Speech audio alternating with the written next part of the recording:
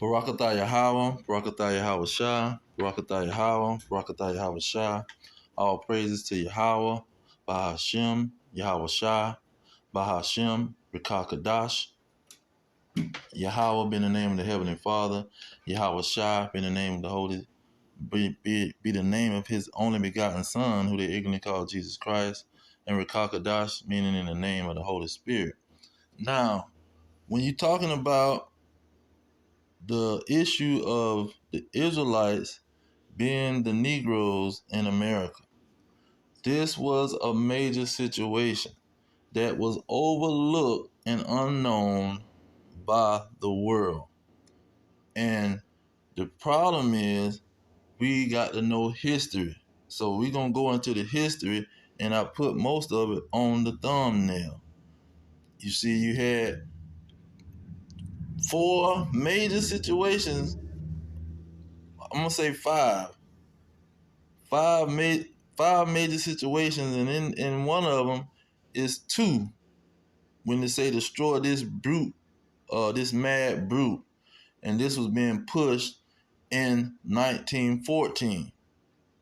Okay, now what gives more understanding of that? Let me see if I got it on my thumbnail. Bingo!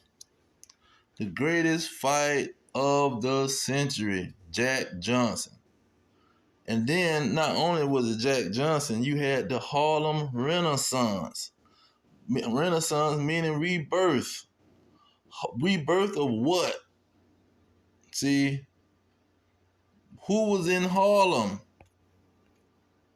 Rabbi Matthews. See, Rabbi Matthews was in Harlem, and he had a whole school, and he had to learn the Yiddish. See, he learned the Yiddish, and he was knowing all about what was going on. Now let's get this quote of his to know why it was so powerful to what this man had did. All right, now Alan Godbey, he wrote in his book, he said, this is a development from Bishop Matthews' congregation. It has received no help from the white Jews, and observes that the white Jewish papers calls them fakers. But my friends, this is Matthews talking, but my friends, we know it or not. No, we are not fakers. So he went into quoting Matthew. He said, but my friends, we are not fakers. Every black man is a real Hebrew, whether he knows it or not. You see, this was a major situation going on in 1910. See, you had Matthews standing up. You had the commandment keepers in Harlem when the Renaissance was going down, when they was having all kind of major cities around America. You had what you call it, the Black Wall Street. See, the Black Wall Street was being developed. You had the Harlem Renaissance. You had Jack Johnson beating the so-called white man. He thinking that these people are weak or simple-minded.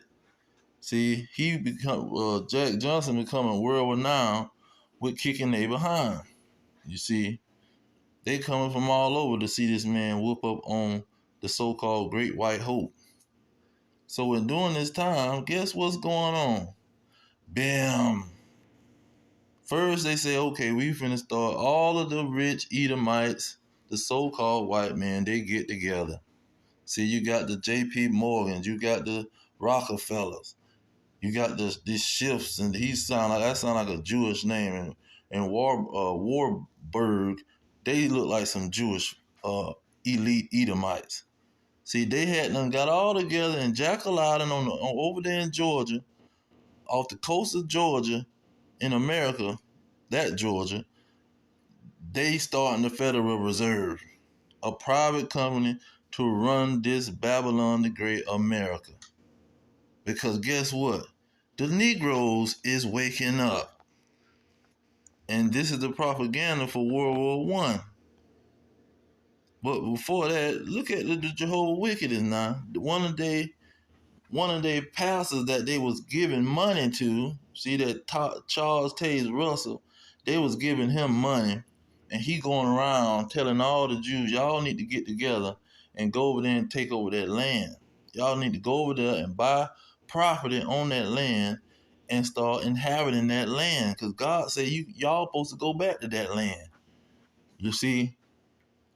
But see, it was bigger than them going back to that land. It was that they were saying, this is the end of the Gentile time. Meaning these Negroes is waking up.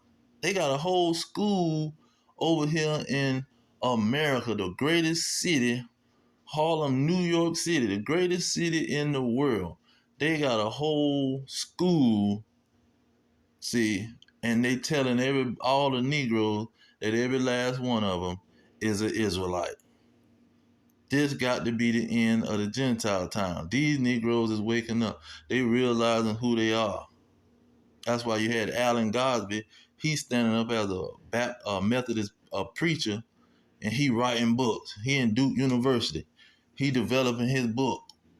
See, he doing research of what this man's saying. Obviously, Matthews and whoever he was affiliated with, they putting out pamphlets and passing their stuff out too. They preaching. They telling people the news. Even though, Negroes are still dead asleep. Now, in the same period of time, what else going on? You got the birth of a nation.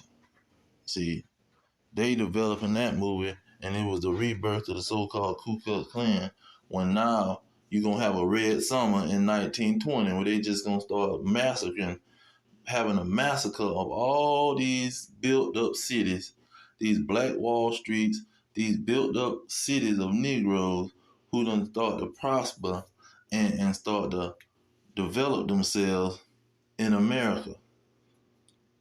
See, and they put out this propaganda film, Birth of a Nation, Birth of the Ku Klux Klan. Let's start harassing these niggas again. That ain't the only thing. Let's go back. The World War One. See, the whole world of Edomites went to fighting each other. And that was an orchestrated war. Because the so-called small hatters, they supporting both sides, and what triggered the war was a false flag that they used to cause the freaking war. See, because they seen that these Negroes was waking up. Plus, the Jehovah Wickedness was pushing that all the preachers was getting together, talking about this round about this time, something is happening. They had a major meeting. All the preachers got together and had a major meeting when Matthews is standing up saying all the Negroes is certified Israelites. See, that's why you got to have the context of the situation. See, World War One popped off because of Matthews and the Israelites. The Federal Reserve popped off because of Matthews and the Israelites. See, it's the context. It's just like, nah, if something pop off and the Israelites standing up on every corner prophesying against the country, that's the context. They're not doing it off of some other reason. They doing it because of these Israelites, man. Because they know the time of the Gentiles is over. And they was paranoid back then. They was thinking that the time of the Gentiles was over. They could see it before it even started to develop. They can see, oh, this finna increase. You got this Negro knocking everybody out in the boxing ring. You got this other one, he telling them all that they're Israelites. See? And it was a setup the whole time. That wasn't the only thing. You had Tuskegee and George Washington Carver. You had him with the darn General Ford. He was exposing that the Jews, the international Jews, is controlling everything. See, it was a bunch of stuff going on, but the main thing was that these people was paranoid and realizing that the end of the Gentile times had settled in. And I just want to make that real quick because that's some information most people don't pay attention to. Luke 12:2. It say, for there is nothing uncovered. No, there is nothing covered that shall not be revealed, neither hid that shall not be known. Okay. There is Jeremiah. This is what these end time prophecies is all about. It says, but I have made Esau bare, I have uncovered his secret places, and he shall not be able to hide himself. His seed is spoiled in his brethren and his neighbors, and he is not able to hide himself. Okay? These key scriptures. Verse 3, let no man deceive you by any means, for that day shall not come except there come a falling away first, meaning Israelites losing their identity, getting kicked out the homeland. It says, and that man of sin be revealed, Esau, Edom, the so-called white man, the son of destruction, who opposed and exalted himself above all that is called God or worship, so that he as God sit in the temple of God, showing himself that he is God, putting up white Jesus, putting up an Edomite Jesus. Verse 8, it say, and then shall that wicked, what wicked? That wicked that was in Malachi 1:4, the nation of Edom, the border of wickedness. Shall that wicked be revealed, whom the Lord shall consume with the spirit of his mouth and destroy with the brightness of his coming. See, this is what the scriptures is talking about, exposing these dragons and the stuff that they doing. And Matthew had done hit the scene with one of the greatest quotes. And I want to go back to that quote too, because that quote is a powerful quote. Make sure they don't try to knock my little video off. Let's see. There we go. He said, every black man is a real Hebrew, meaning an Israelite, whether he knows it or not. See, Matthews was coming with some powerful statements. Look at the top. He said Negroes were the original Jews.